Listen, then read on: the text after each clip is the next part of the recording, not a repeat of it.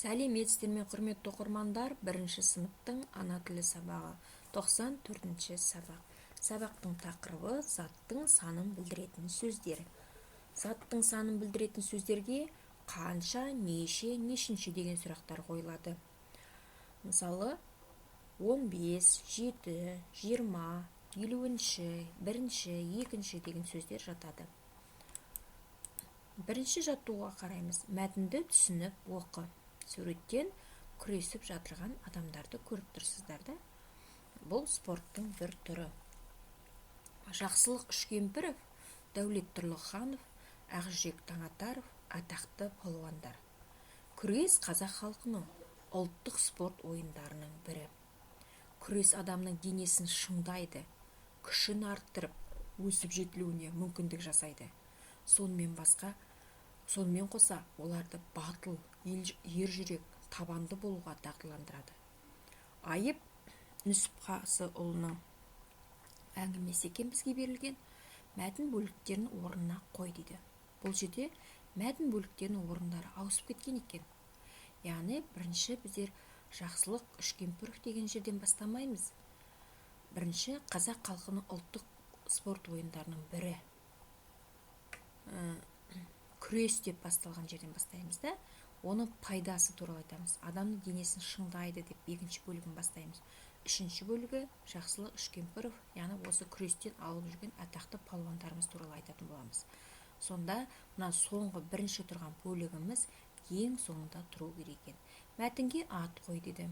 Мәтінге, яғни күрес деп ат қойға болады, қазақ күресі деп ат қойға болады. Саған күрес ұнай ма? Өз ойыңды айт дейді. Күресті көріп жүрміз бе, балалар? Ендеше өз ойларыңды айтыңдар. Күрес туралы не білеміз? Күреске қатысып жүргендерің бар ма? Міне, осы мәтіннің бөліктерін дұрыстап қойып, үйден мәтінді оқып, мұқият мазмұнын айтуға дайындаламыз. Келесі жаттығу. Екінші жаттығу жұмбақты көшіріп жаз, шешуін тап дейді. Екі мықты мендескен, бір-бірімен белдескен. Бұл кім екен? Әрине, палуан екен. Заттың санын білдіретін сөзді тап дейді. Қай сөзбен байланысып тұрғанын көрсетейік. Бұл жерде екі мықты. Неше мықты? Екі мықты. Екі деген сан есім тұр екен. Келесі үшінші жаттығу, суретке қара. Қандай сандарды көріп тұрғаныңды айт дейді. Қандай сандарды көріп тұрмыз? 2, 3, 4, 5 сандарын көріп тұрмыз. Ендеше осы сандарды қатыстырып сөйлем құрап жаз дейді. 2, 3, 4, 5 сандарын қатыстырып сөйлем құраймыз. Мысалы, 2 бала жарысқа қатысты. Айдос сабақта 5 бағасын алды. 4.90 туралы оқып білдік. Келесі көшеде 3 үй бар деп жағы сөйлемдер құрастыруымызға болады. Балалар, бұл сіздерге тек қана нұсқа ретінде, үлгі ретінде беріліп отыр. Сен өзіңнің нұсқан бойынша сөйлем құрауыңа болады. Мысалы, басқаша сөйлем құрауыңа болады. Келістіріп. Дәптермен жұмысты қарайық. Бұл жерде 100 және жетеу деген сөздерді әдемілеп жазып шығатын боламыз. Екінші жаттығуға жердегі жұмбақты көшіретін боламыз. Ал үшінші жаттығуға жаңа құрастырған сөйлемдерді жазуларыңа болады. Бұл жерде өз нұсқаларындағы сөйлемдерді жазып шықсаңдар болады.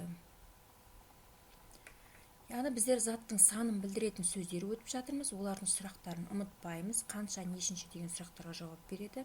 Және сөйлемдердің ішінен табуды үйренуіміз қажет. Және сан есімге сұрақ қоюымыз қажет. Құрметті оқырмандар, біздің каналымызда тапсырмаларды бірге орындау сіздерге түсінікті болған болса, каналға тіркелуді ұмытпаймыз. Келесі сабақта кездескенше сау болыңыздар.